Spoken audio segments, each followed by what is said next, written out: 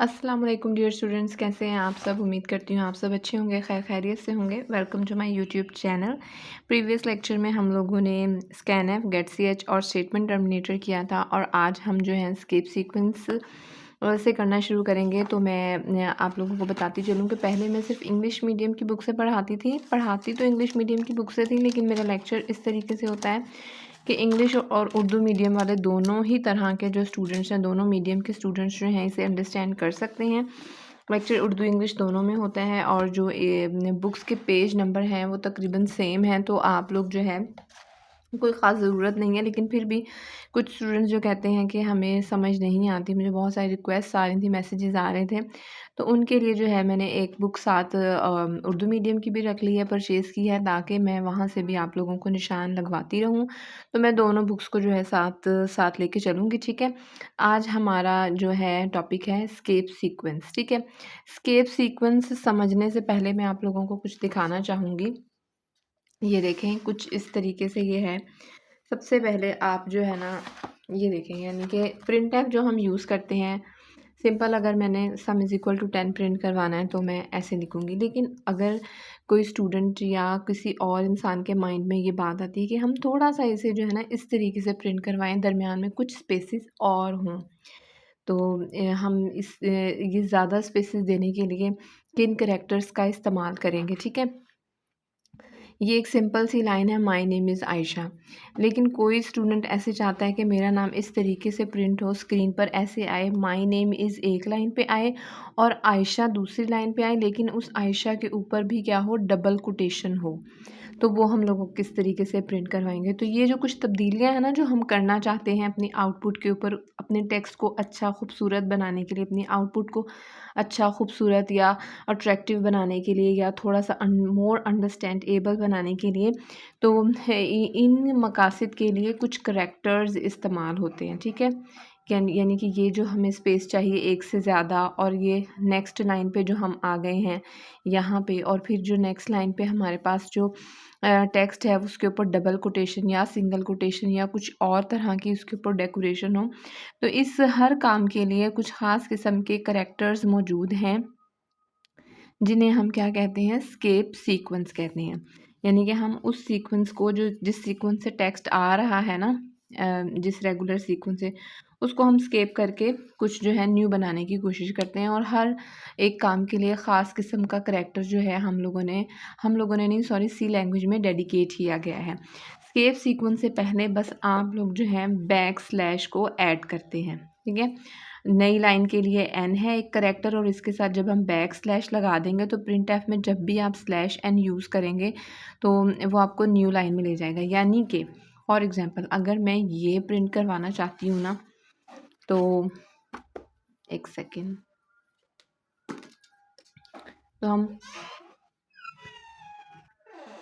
तो हम print F ऐसे लिखेंगे, print F double quotation my name is Ayesha, double quotation close और सेमीकोलन। तो सिंपल हमारी जो आउटपुट स्क्रीन पर आएगी वो ऐसी आ जाएगी। अगर मैं चाहती हूँ कि माय नेम इज़ एक लाइन पे आए और दूसरी लाइन पे आयशा है, अभी मैं डबल कोटेशन की बात नहीं कर रही, ठीक है। तो हम कैसे करेंगे, नेक्स्ट लाइन पे जाने के लिए मैंने अभी एक स्केप सीक्वेंस पढ़ाया है, slash N.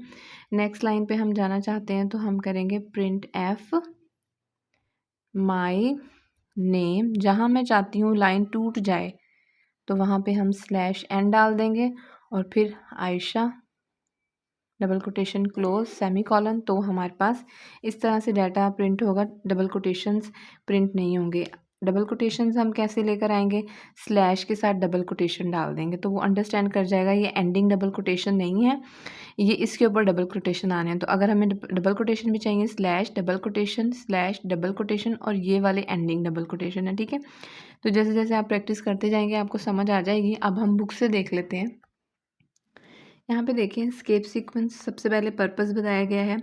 Escape sequence are used in print f function inside the double quotations. जो हम डबल कोटेशन देते हैं ना, उसके अंदर स्केप सीक्वेंस का इस्तेमाल किया जाता है। दे फोर्स प्रिंट एफ, ये प्रिंटफ को फोर्स करते हैं to change its normal behaviour of showing output. जिस नॉर्मल बिहेवियर के साथ वो आउटपुट शो कर रहा होता है, अगर उससे हट के हम कुछ करना चाहते हैं तो हम स्केप सीक्वेंस का इस्तेमाल करते हैं। Let's understand the concept of an escape sequence by looking the following examples. ये उसी तरह के एग्जाम्पल्स आपको शो करने लगा जैसे मैंने आपको शो किए हैं। तो प्रिंट एफ में अगर हम अली के ऊपर डबल कोटेशन लगाना चाहते हैं तो slash double quotation slash back slash double quotation back slash double quotation, और ये एंडिंग कोटेशंस हैं। ये तो हमें पता है ना कि ये एंडिंग कोटेशन है, ये तो आने ही आने हैं। इस जिसके ऊपर हम खुद से डालना चाहते हैं उसके साथ हम स्लैश डालेंगे, स्लैश कंपाइलर को बताने के लिए कि ये इन डबल कोटेशन से क्या है, चेंज है। तो क्या आ जाएगा, माई नेम इज़ अली के ऊपर 2 डबल कोटेशंस आ जाएंगे। And the above example backslash double quotation is a escape sequence, it causes printf to display on the computer screen. ठीक है। यहाँ पे आ जाएगा फॉर्मेशन ऑफ स्केप सीक्वेंस के। स्केप सीक्वेंस बनता कैसे है। Escape sequence consist of 2 characters. सबसे पहला करेक्टर बैक स्लैश और दूसरा करेक्टर जो इस पर्पस के लिए यूज़ होगा। The first character is always back slash and the second character varies according to the functionality that we want to achieve.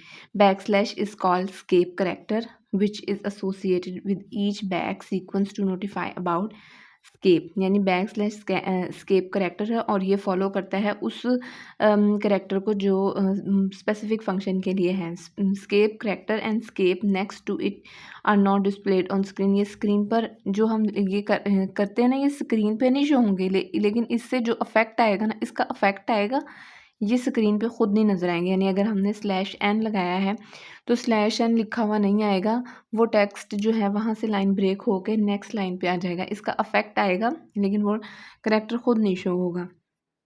But they perform specific task assign to them. ठीक है, यहाँ पे देख लें, हर character का ना एक पर्पस है। अगर आपने सिंगल कोटेशन लगानी है तो आप बैक स्लैश के साथ सिंगल कोटेशन, इससे क्या होगा, सिंगल कोट आ जाएगी। बैक स्लैश के साथ ए, तो इससे एक अलर्ट साउंड जो है प्रोड्यूस होगा। 2 बैक स्लैशेस लगाएंगे तो ये एक बैक स्लैश को शो करेगा। अगर बैक स्लैश बी लगाएंगे तो ये प्रीवियस वाले करेक्टर को रिमूव कर देगा।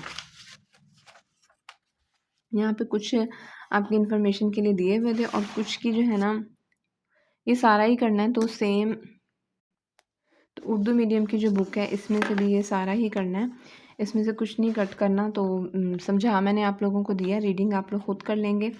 आगे हम लोग देख लेते हैं कुछ स्पेशल करेक्टर हैं जिनको डिटेल में जो है यहाँ पे बताया गया है, तो उसको हम रीड कर लेते हैं और ये इम्पॉर्टेंट भी हैं, आते भी हैं शॉर्ट क्वेश्चन में। ठीक है, सबसे पहले न्यू लाइन पे जाना, ये हम पढ़ चुके हैं। स्लैश एन यूज़ होता है after escape character n and specify movement of the cursor to the start of the next line. वो नेक्स्ट लाइन के स्टार्ट में आपको ले जाएगा। This escape sequence is use to print the output on multiple lines. अगर आप multiple line पे अपना डाटा देखना चाहते हैं तो उसके लिए हम स्लैश एन यूज़ करते हैं। Consider the following example further understanding. अगर यहाँ पे मैं स्लैश एन नहीं लगाती ना, अगर फॉर एग्जाम्पल, तो आपका डाटा प्रिंट होगा माई नेम इज़ अली और इसी के साथ आई लिव इन लाहौर। अगर हम चाहते हैं आई लिव इन लाहौर अगली लाइन पे आए तो हम यहाँ पे स्लैशन लगाएंगे। स्लैशन खुद नहीं प्रिंट होगा, इसका इफेक्ट आ जाएगा कि अगली लाइन जो है जो अगला टेक्स्ट है वो अगली लाइन पर प्रिंट होगा। ठीक है, इंपॉर्टेंट नोट देख लेते हैं। In the absence of an escape sequence even if we have multiple print f statement their output display in single line वगैरह, चाहे आप ऐसा सोच रहे होंगे कि 2 प्रिंट एफ लगाएंगे, ये एक लाइन में आएगा, ये एक लाइन में, कहता आप जितनी मर्जी प्रिंट एफ यूज़ करें, अगर आप स्केप सीक्वेंस नहीं लगाएंगे तो आपका जो आउटपुट है वो एक ही लाइन पे प्रिंट होगा, मल्टीपल लाइन पे नहीं आएगा। जैसे अब ये है माई नेम इज़ अहमद, तो ये एक ही लाइन पे आएगा। लेकिन अगर आप चाहते हैं माई नेम इज़ एक लाइन पे और अहमद एक लाइन पे है, तो यहाँ पे हम स्लैश एन यूज़ करते हैं। ठीक है, उसके बाद है टैब स्लैश टी। अगर आप एक से ज़्यादा, अगर हम ना यहाँ पे माई नेम के बाद मैंने स्पेस डाला है, अगर मैं यहाँ पे बहुत सारे स्पेसेस डाल दूँ लेकिन प्रिंट एफ इसे फिर भी एक ही स्पेस कंसीडर करेगा। अगर हम एक से ज़्यादा स्पेसेस यूज़ करना चाहते हैं, जैसा कि मैंने आपको पहले एग्जांपल पे दिखाया था नोटबुक पे, एक से ज़्यादा अगर हम स्पेसेस यूज़ करना चाहते हैं तो हम स्लैश टी यूज़ करेंगे। Escape sequence slash t specify the input output function of moving to the next step stop horizontally जो है वो 8 स्पेसेस जो है वो आपको प्रोवाइड कर देता है। A tab stop is collection of 8 stop, यानी वो आपको नए टैब स्टॉप पे ले जाता है और एक टैब के अंदर 8 स्पेसेस होते हैं। Using slash t take cursor to the next tab stop this escape sequence is used when user present data with more spaces। जब यूज़र जो है अपना डाटा ज़्यादा स्पेसेस के साथ प्रिंट कराना चाहता है तो उसके लिए जो है हम स्लैश टी यूज़ करते हैं। ये हमें 8 स्पेसेस दे देता है। देखें हम, मैंने नेम कॉलन डाला और स्लैश टी अली, फिर स्लैश एन यानी अगली लाइन पे आ जाए, f name father name colon slash t, तो स्पेस आ जाएगी 8 spaces. Hamad slash n marks क्या होगा, नेम कॉलन प्रिंट होगा स्लैश टी, 8 स्पेसेस आ गई यहाँ पे। फिर अली प्रिंट हो जाएगा, एफ अब स्लैश एन है, नेक्स्ट लाइन पे डाटा आएगा, एफ नेम कॉलन प्रिंट होगा, उसके बाद स्लैश टी है, 8 स्पेसिस आ जाएंगी। फिर नेक्स्ट लाइन पे आ जाएगा मार्क्स कॉलन, यहाँ पे आ जाएंगी 8 स्पेसिस और 1000।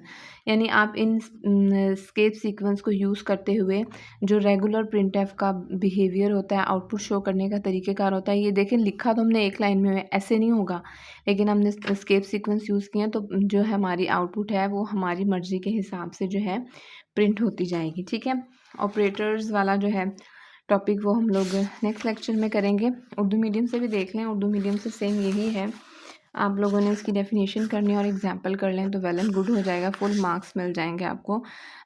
और इसी तरह स्लैश टी जो है ये वाला भी ऐसे ही, और साथ इसकी ये एक एग्जांपल कर लेनी है आप लोगों ने। ठीक है, इन दोनों में से ये वाली एग्जांपल आपने करनी है, स्लैश एन के लिए ये वाली नहीं है, ये सिर्फ अहम नोट के साथ उसको समझाने के लिए थी। ठीक है, आई होप आप लोगों को लेक्चर समझ आ गया होगा। अगर आप लोगों को मेरी वीडियो अच्छी लगी हो या फिर थोड़ी सी भी इंफॉर्मेटिव लगी हो तो प्लीज़ अपने फ्रेंड्स के साथ शेयर करें और मेरे चैनल को ज़रूर सब्सक्राइब कीजिएगा। अल्लाह हाफिज़।